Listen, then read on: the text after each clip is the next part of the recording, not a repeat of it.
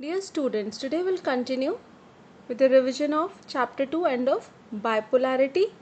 Now, in this topic, we will discuss about India-Russia relations. So class, just after the end of Cold War, now we all know that USSR got disintegrated. USSR में total 15 republics थे, अब वो सभी independent country बन गए और उनका जो यूएसएसआर में जो मेन कंट्री थी वो थी रशिया. सो रशिया भी अब एक इंडिपेंडेंट कंट्री बन गई, अब उसके अंडर में और कोई रिपब्लिक्स नहीं थे. तो क्वेश्चन ये है कि जब यूएसएसआर का सबसे मेजर कंट्री रशिया थी and we all know that India's relation with USSR during Cold War times were very cordial.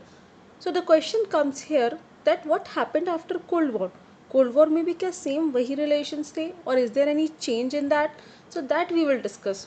So during the Cold War era, India and the USSR enjoyed a special relationship which led critics to say that India was part of the Soviet camp. मतलब इतने अच्छे थे कि critics ये कहते थे कि India ने तो USSR के कैंप को ज्वाइन कर लिया है.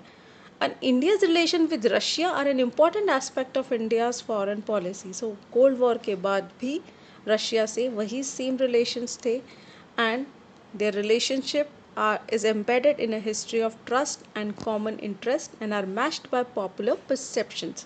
So it's a multi-dimensional relationship.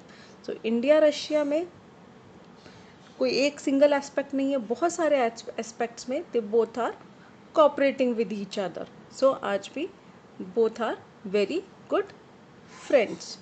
Now first we will discuss about economic relations. Economic relation में सबसे important है इंडिया में जो ट्रेड इंडस्ट्री को डेवलप करने में रशिया का सबसे मेजर कंट्रीब्यूशन है. इंडिया में जो भी major machinery plants, steel plants जो एस्टैब्लिश हुए उनमें रशिया ने बहुत ज़्यादा हेल्प करी. The examples are Bhilai, Bokaro, Visakhapatnam steel plants, then machinery plants like Bharat heavy electrical limited जिसको हम भेल भी बोलते हैं. देन इंडिया के जो एनर्जी रिक्वायरमेंट्स है उसमें भी रशिया ने हमें बहुत ज़्यादा हेल्प करी. हमारी जो ऑयल रिक्वायरमेंट्स है, ऑयल नेसेसिटीज़ हैं उसको फुलफ़िल करने में रशिया ने बहुत ज़्यादा हेल्प करी है. तो इकोनॉमिक रिलेशंस में काफ़ी एक्सटेंसिव हेल्प हमें रशिया से मिली है. Now if will discuss about political relations. So political relationship में सबसे इम्पॉर्टेंट 1971 में कोल्ड वॉर टाइम्स में दोनों ने फ्रेंडशिप ट्रीटी पे साइन किए. दैन कश्मीर इशू पे हमेशा सोवियत यूनियन ने हमें सपोर्ट किया, हमारे सपोर्ट में यूएनओ में भी वोट किया. Then next is terrorism. Terrorism में भी दोनों का कॉपरेशन बहुत अच्छा है उसको टेररिज्म को कंट्रोल करने में. Then 80 bilateral agreements have been signed by both the countries. So दोनों ने काफ़ी ज़्यादा एग्रीमेंट्स आपस में साइन किए. देन मोस्ट इम्पॉर्टेंट इज़ कि इंडिया की सिक्योरिटी काउंसिल मेंबरशिप में भी रशिया परमानेंट मेंबरशिप के लिए हमेशा इंडिया को सपोर्ट करता है. Now if you talk about military relations, military relation में India is the second largest arms market for Russia. तो अगर मैं आपसे क्वेश्चन 1 मार्कर में पूछूं that which country is the second largest arms market for Russia, तो answer is India. So military hardware की जो सप्लाईज होती हैं मेजर हमारी यूएसएसआर के थ्रू होती है. जितनी भी मिलिट्री इक्विपमेंट्स हैं तो mostly they came from Russia. So जो इंडिया की स्पेस इंडस्ट्री है उसमें भी रशिया का काफ़ी सपोर्ट है. Cryogenic rocket is provided by Russia to us. Then cultural relations, Indian movies, songs are quite famous in Russia.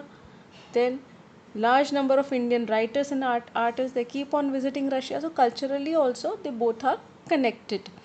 Finally multilateral relations. Multilateral मैंने आपको इंडिया चाइना में बताया था. when more than two countries they form an organization, when they form an organization to cooperate in various fields. So Russia और India ने कुछ organisations भी join कर रखे हैं जिसमें दोनों एक दूसरे से दोनों मिल करके और कंट्री के साथ मिलके कॉपरेट कर रहे हैं. The best example is BRICS. So BRICS organisation में चाइना भी है, उसमें साउथ अफ्रीका भी है, ब्राज़ील भी है, इंडिया है, रशिया है. तो ये लोग सब मिलकर के कॉपरेट कर रहे हैं. इनका सबसे मेन विजन क्या है, ऑब्जेक्टिव क्या है कि यूनिपोलर सिस्टम को चेंज करके मल्टीपोलर इस्टेब्लिश करना. क्योंकि यूनिपोलर सिस्टम क्या कहता है, only and only dominance of US. So US dominance को काउंटर करने के लिए they want to establish multipolar system. So this is the reason they have formed an organization BRICS. So I hope you understood this topic. Thank you, class.